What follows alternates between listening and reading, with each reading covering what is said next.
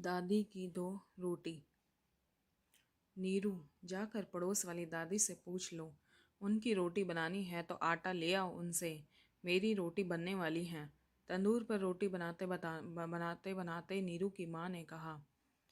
क्या माँ, आप भी रोज रोज उन दादी के लिए रोटी बनाती हो?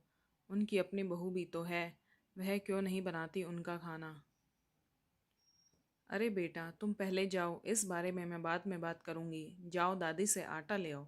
अच्छा, मैं जाती हूँ, यह कहकर नीरू पड़ोस वाली दादी के घर गई। दादी से आटा लाकर दादी की दो रोटी बनवाकर उन्हें दे आई। फिर पहुँच गई माँ के पास। अब बताओ माँ। उसकी माँ ने उसे समझाया। बेटा, दादी की बहू उनको खाना बनाकर नहीं देती और न ही अपनी बहुओं को दादी के लिए कुछ करने देती है। पर दादी को खाना तो खाना है, बेचारी से नहीं बनता तो मुझसे कह देती है। दो रोटी बनाने में मेरा क्या जाता है? पर माँ, वो ऐसा क्यों करती है? नीरू बोली। माँ ने उसे समझाते हुए कहा। बेटा, हर तरह के लोग होते हैं, कोई अच्छा तो कोई बुरा। कोई बात नहीं, अगर किसी की मदद कर सकें तो अच्छी बात है। ये कहकर माँ चुप हो गई, पर नीरू के मन में कई सवाल छोड़ गई। वैसे पड़ोस वाली दादी की बहू की भी दो बहुएं आ चुकी थी। दादी की बहू की बहुएं तो अच्छी थी, चोरी छुपे कुछ न कुछ दादी को दे देती थी। लेकिन अब रोज रोज रोटी बनाना और चुपके से देना सास के डर से वह नहीं कर पाती थी। इसलिए दादी जब तब आटा लेकर चल पड़ती थी, कभी इस घर कभी उस घर की कोई उसे दो रोटी बना दे।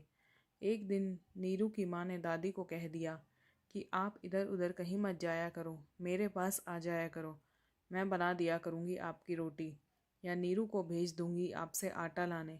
चाहती तो नीरू की माँ उन्हें रोज़ दो रोटी दे सकती थी, लेकिन उन्हें पता था कि स्वाभिमानी दादी कभी नहीं लेगी। इसलिए वह उनसे आटा मंगवा कर उसकी रोटी बना कर दे देती थी। बदले में दादी उसे ढेर सारा आशीर्वाद देकर जाती थी। नीरू और उसके भाइयों को ढेरों दुआएं देती थी।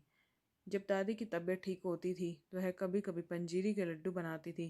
कागज़ में छुपा कर नीरू और उसके भाई के लिए दो चार लड्डू जरूर देती थी, लेकिन डरती थी कहीं उसकी बहू को पता न चल जाए। नीरू को बोलती थी, चुपचाप खाना घर बैठकर, किसी को बताना मत किसने दिया। उनकी बात सुनकर नीरू और उसका भाई दादी की भोली भाली बातें कर मुस्कुराते थे। नीरू की माँ अपनी सास यानी नीरू की दादी से बहुत प्यार से रहती थी। नीरू के दादा दादी को या नीरू की माँ को उनसे कोई शिकायत नहीं थी, लेकिन वह पड़ोस की दादी की ऐसी दशा देखती तो बहुत दुखी होती थी। नीरू को जब कभी बुखार होता था तो उसकी दादी उसके पास से हिलती भी नहीं थी। उसकी बहुत देखभाल करती थी। जब दादी को कुछ होता था, नीरू की माँ व नीरू दादी का बहुत ध्यान रखते थे। नीरू हमेशा यह सोचकर परेशान रहती थी कि जब पड़ोस वाली दादी बीमार होती है तो उनकी देखभाल कौन करता होगा, क्योंकि उनके बेटे बहू ने तो उनको घर के कोने वाला एक कच्चा सा कमरा दे रखा है। कभी कभी उसमें बारिश का पानी भी आता है।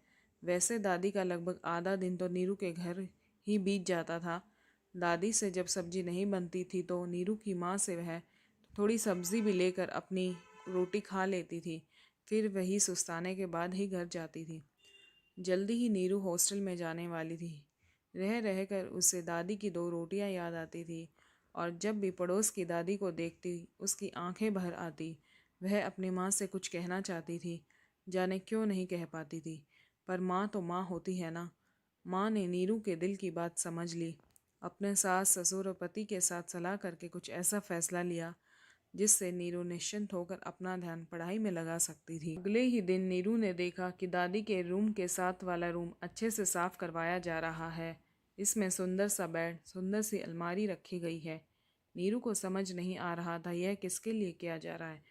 वो माँ से पूछ रही थी तो माँ बोली, हमारा कोई रिश्तेदार कुछ दिन रहने आ रहा है।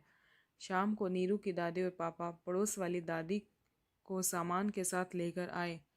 दादी को उस रूम में बैठाया, उनका सारा सामान जमाया। नीरू यह सब देखकर हैरान हो गई। वह माँ की तरफ देखने लगी। नीरू के पापा उससे बोले, तू चिंता मत कर गुड़िया, तेरी दादी की दो रोटी का इंतज़ाम हो गया है।